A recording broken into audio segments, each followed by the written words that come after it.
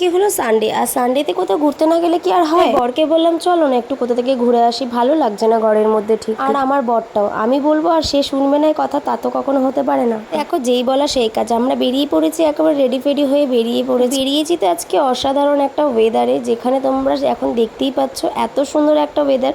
বাইরে বেরিয়ে ভাবলাম আজকে কি বেরিয়ে ভুল করেছি, এখনই তো বৃষ্টি চলে আসবে। তো যাই হোক, বৃষ্টি আসবে তো পরের কথা, এত সুন্দর একটা ওয়েদার না বেরোলে তো দেখতে পেতাম না, তাই না? আর তোমাদেরও দেখাতে পারতাম না। আজকের ওয়েদারটা সত্যি অসাধারণ, জাস্ট এক কথায় সেরা একটা ওয়েদার। এত সুন্দর লাগছিল বেরিয়ে, মনে হচ্ছে এই প্রকৃতির সাথে নিজেকে একটা বিলিয়ে দিই। তো দেখো আমরা বেরিয়ে পড়েছি, আমরা এখন যাচ্ছি স্টেশনের দিকে, কারণ আমরা এখন এক জায়গায় যাবো, সেটা তোমরা আমার ভিডিও শেষেই দেখতে পাবে আমরা কোথায় যাচ্ছি, একটা ইন্টারেস্টিং জায়গায়।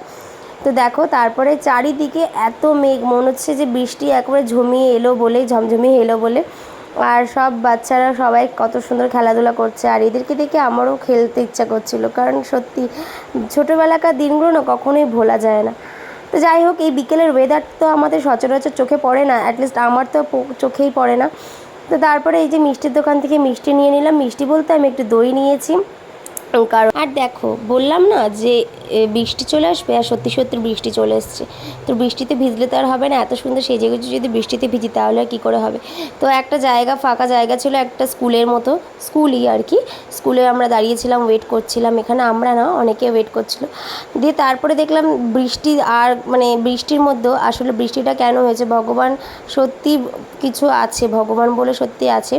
তো কারণ আমাদের এখানে তোমরা অনেকেই জানো এখন শ্রাবণ মাসে সব জলযাত্রীরা যাচ্ছে বাবার মাথায় জল ঢালতে। তো তাদেরকে ঠান্ডা করার জন্য বাবা হয়তো একটু ওদের ঠান্ডার জন্য বৃষ্টিটা দিয়েছে। তো দেখো কত ভিড় আমাদের রাস্তাটা, আর আমাদের রাস্তাটায় না মানে আমাদের এই রাস্তার উপর থেকেই যায় মানুষ, আর আমাদের তো তারকেশ্বরেই বাড়ি, তোমরা অনেকেই জানো। তো তোমাদের একটু দেখিয়ে দিলাম। আর তারপরে আমরা ভিজতে ভিজতে আমরা স্টেশনে চলে এলাম, আর আমাদের ট্রেন অ্যানাউন্স হয়ে গেছে অলরেডি, আর আমি তাড়াতাড়ি এখন চলে যাচ্ছিলাম। আর তার মধ্যে আমার বর আবার ছাতা নিয়ে এদিক ওদিক করছিল, এত মাথা গরম করে দেয় না। চলো ট্রেনে উঠে পড়ি, নাহলে আর সত্যি কথা বলতে ট্রেনে জানি না কতটা ভিড় হবে না হবে, কোনো রকম আইডিয়া নেই। তো দেখো ট্রেন ঢুকে গেছে, আর ট্রেনে এখন উঠবো। সত্যি ট্রেনটা অতটাও ভিড় ছিল না। তো আর ট্রেনের মধ্যে উঠেও আমি আমার জানলা ধারে জায়গাটা পেয়ে গেছি। সত্যি আমার ভাগ্যে হয়তো জানলা সিটটাই আমার হয়তো রেডি থাকে যে আমি আসবো আর আমি জানলার ধারে বসবো। তো যাই হোক, দেখো জানলা ধারে সিটটা পেয়ে গেছে, আর আজকের ওয়েদারটা তোমাদের জানলা থেকে একটু দেখাচ্ছে, ট্রেনের জানলা থেকে। তো অনেক দিন পর আজকে তোমাদের সামনে একটা ভিডিও নিয়ে এসেছি, তোমাদের কেমন লাগলো প্লিজ কিন্তু কমেন্ট করতে ভুলো না। দেখেছো কেমন দুজনেই পুরো চপচপে ভিজে হয়ে গেছে, আমি একটু বেশি মানে ও একটু বেশি ভিজে হয়েছে, আমি একটু কম হয়েছি। কিন্তু তারপরে দেখো আমি বাড়ি চলে এসেছি, আর এখন তো তোমরা বুঝতেই পেরেছো যে আমি কোথায় চলে এসেছি।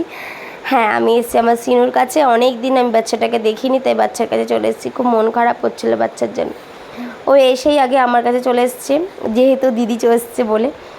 তো যাই হোক, আজকে ভিডিওটা এইটুকানি, কেমন লাগলো